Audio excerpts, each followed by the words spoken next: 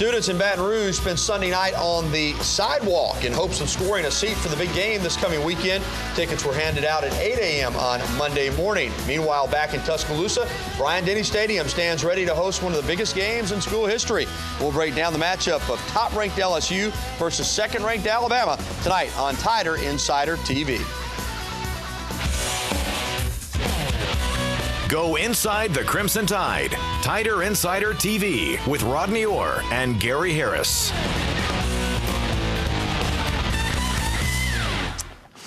Good evening, everybody, and welcome into another edition of Tider Insider TV. Alongside Rodney Orr from TiderInsider.com, I'm Gary Harris.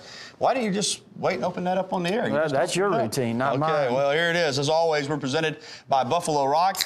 Ice-cold Pepsi Cola tonight will help get us through the show, and we'll probably need to drink some Pepsi because we're going to be doing a lot of talking. And this game has been talked about already a lot, but the hype is really just beginning. The anticipation almost over, though. Number 1 LSU and number 2 Alabama. Any way you slice it. Some people think LSU has the best team. They're ranked number 1, but a lot of people feel Alabama has the best team. Rodney, your thoughts on the game finally being here. This is game week. Well, you know, glad certainly for it to finally be here, Gary. We've talked about, you know, it kind of reminds me of the Florida game in 2009. You talked about that possibility of Alabama-Florida meeting in the SEC championship game, and it became a reality. Obviously, this game's a regularly scheduled game.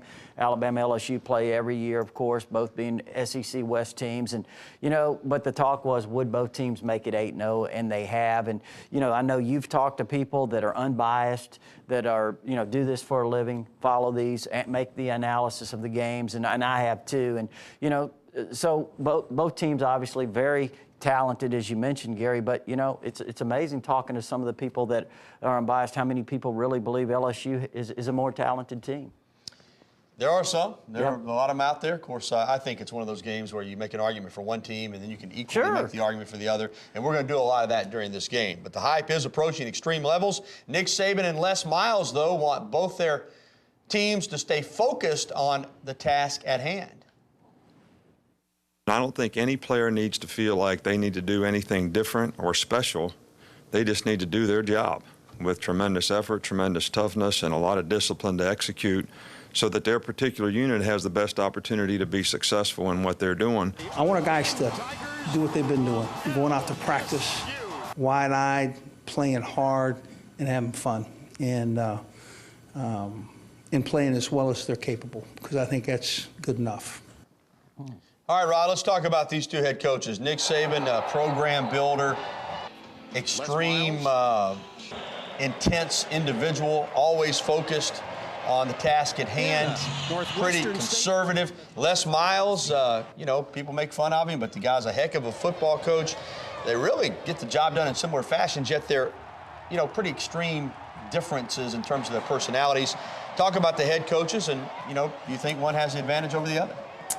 Well, you know, I mean, you know, how do you figure that one out? I mean, I think the guy with the best team, but again, these teams are so razor sharp close in terms of talent level that, you know, it's very difficult to say, but I think certainly, you know, coaching decisions can have a strong impact in a game like this, Gary. Very strong impact. We saw, you know, a coaching decision last year, I guess late in the game, 9 minutes left, and they ran the reverse on 4th and 1. You know, those types of things make a huge difference in a game. You know, they're 2-2 against each other since Saban came to Alabama, so whoever wins this year will have the edge on the other. You know, I think, and you and I have talked about this, as far as coming in, building a program, recruiting, handling everything that it takes to get a program on top. I think Saban's the best in the country. Preparation-wise each week, I think nobody's prepared better than Alabama. I think Nick Saban is in my opinion, the best in the business at that. I will say this about Les Miles, though. In a game, he is kind of a riverboat gambler. I do think he takes some chances. No matter how much you prepare to face LSU, they're going to do something in that game that you haven't prepared for, and most of the time, it works. I think within the game, he usually makes the right calls. And those gambles usually pay off for whatever reason. And, you know, you'll look at him, Gary, and certainly, you know, he does have kind of an odd style, but in some ways. He comes across odd in some ways. But, you know, the thing about it is he relates really well to his players. If you watch them, how hard they play. I mean, if you remember the game in 05 when they fell behind 10-0 to Alabama here, and just how hard they continue to fight. And they came back and won that game in overtime. So he gets the most out of his teams. I think he's a heck of a football coach, and obviously I've already said I think Saban's as good as there is in college football. Well, defense wins championships. I don't care what they say. At the end of the day, you better have a pretty good defense. And Rodney, when you look at the numbers, Alabama, as good as LSU is, Alabama best them in just about every category. Well, still, these are two great defenses. I mean, when you look at Alabama being first, Gary, I mean, in a lot of years, LSU would be first with the statistics they have. They only give up 11 points a game, but Alabama just giving up 6.9. You look at the rush defense, LSU's third, Alabama's first. Alabama just giving up 44 yards a game. LSU's only giving up, 76, something like that? So they're not too shabby themselves on rush defense. And, overall defense, Alabama just giving up 180 yards a game. So just been incredible thus far. You were talking earlier about all the national experts, who are supposedly unbiased. And when they talk about these defenses, they say, well, Alabama is not flashy. They're just solid. Their numbers are a little bit better overall, but LSU has more playmakers, and LSU makes those turnovers and turns them into points. So they're saying it's solid, consistent defense on one side with Alabama, flashy, more playmakers on LSU's side. That's kind of what I'm hearing out there. Well, maybe so. Certainly they've made a lot of big plays. They've turned there. You see an interception return for a touchdown against Auburn. They've picked up fumbles.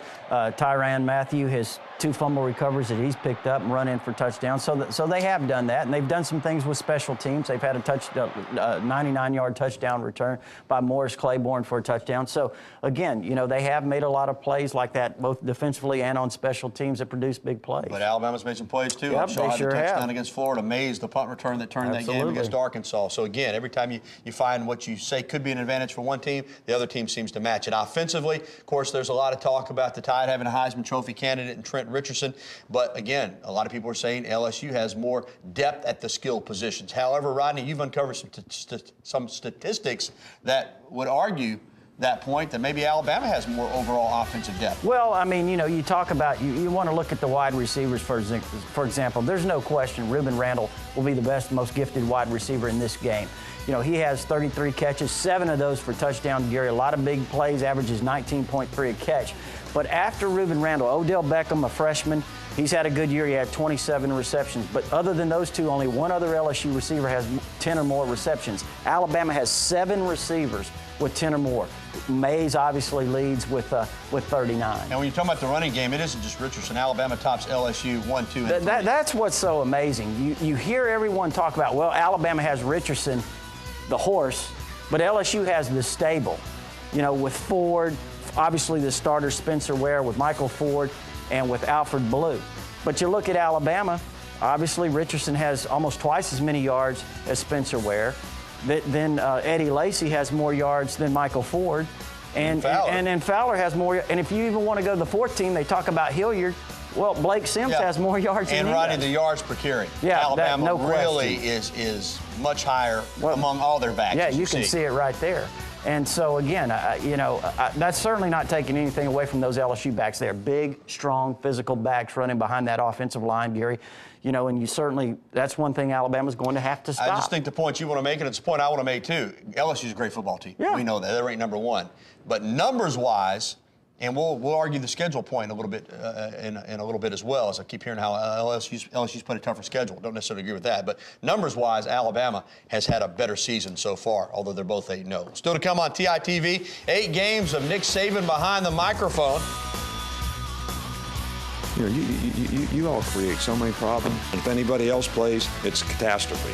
The sky is falling. The 747 went down. Every time somebody posts something on a message board, I'm going to start messing with you. I don't know how to do that, but I'm going to start doing it. And every day I'm going to post something that's just total BS. That's right. We've got the best of the Nick Saban sound bites for the season so far. Plus, we'll get to your phone calls and emails. You can give us a ring at 205-348-WVUA. That's 348-9882. Or email us at titv@wvuatv.com. But up next, could this weekend be the first meeting, but not necessarily the last, between Alabama and LSU this season? We'll discuss. Stay tuned. You're watching the show that takes you inside the Crimson Tide. Tider Insider TV, presented by Buffalo Rock, proud bottlers of Pepsi Cola. Well, the latest BCS standings have LSU with a slight edge over Alabama. In fact, the computers have the Tide and Tigers tied for second behind Okie State.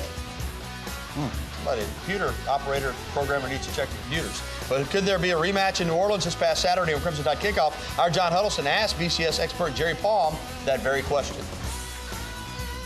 We're already hearing, especially if it's a close game, that the loser of the Alabama-LSU game could somehow still wind up in the national championship game. Do you think that's a possibility? And if so, what would have to happen for that scenario to play out? I think it is at best a very remote possibility, regardless of how good the game actually is. I think we learned in 2006 is that voters generally don't want a rematch.